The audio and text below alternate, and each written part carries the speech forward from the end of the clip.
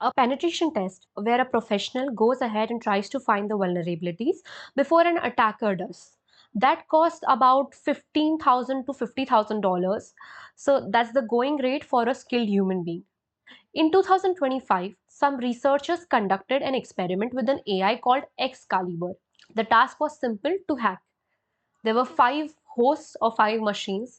Four of them were successfully compromised concurrently, and the total AI's API cost for that entire operation $28.5.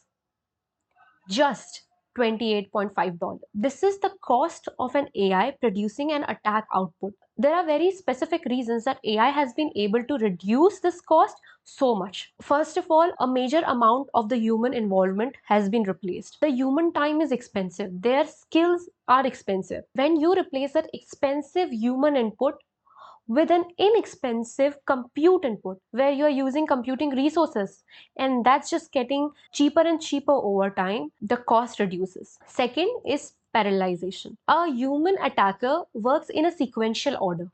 So first of all, they choose a target, then they identify the vulnerabilities that this target has. They further go on and try to exploit these vulnerabilities. It's a step-by-step process. If the target is not exploitable, they move on to some other target.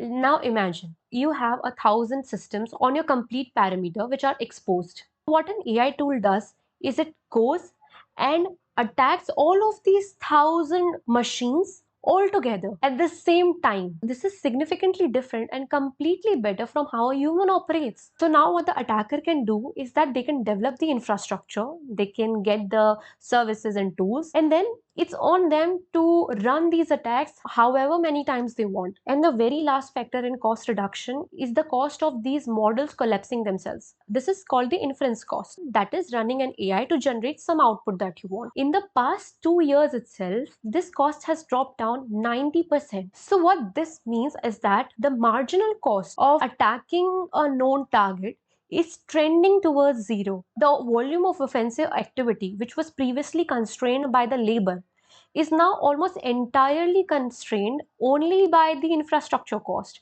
So by doing this, the AI has eliminated the barrier of skill and of cost by 40 to 60%, which is enough for anyone interested to perform an attack. Earlier, when you had to get into the cyber world, there was a very high demand of skill set and of experience. It took years, but now that has been significantly lowered by AI because the AI can take care of the tools to choose, the syntax of the commands, the interpretation of what the output means. This means that the human operator involved is now free of the technical aspects of the attack and just has to focus on directing the attack in the right manner. Just how we have been seeing abstraction of the knowledge we had to have to use a computer. Earlier, only a few people had the access to a computer because they had to know the very detailed technical aspects of how to run a thing. Then with time, the abstraction increased and now you only had to know what you wanted to do. The technical aspects were taken care of by someone else. AI has brought this abstraction in the field of hacking itself.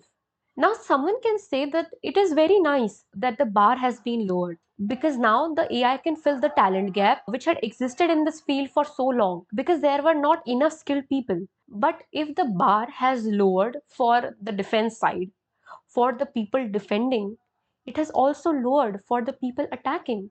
A common argument put forth is that the people on the defense side should use AI in a similar manner that attackers are doing it. But it is not as simple as that. So earlier there was a hierarchy in the attackers and the tools that they used. If you were a random criminal hacker, you had tools available on the internet which were crude and not sophisticated.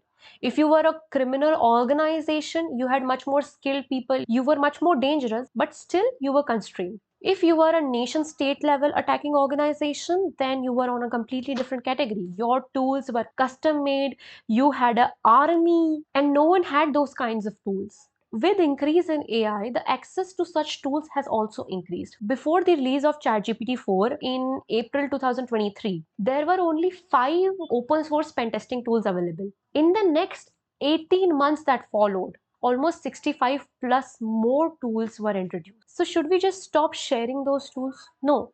The security community grows by sharing. People build and publish advanced tools. The various people in the community improve them, give them feedback.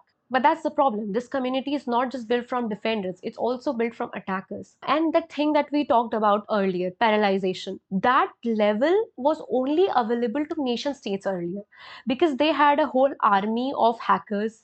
They had that kind of infrastructure. They invested billions of dollars in that thing, and then they could execute those kinds of attacks.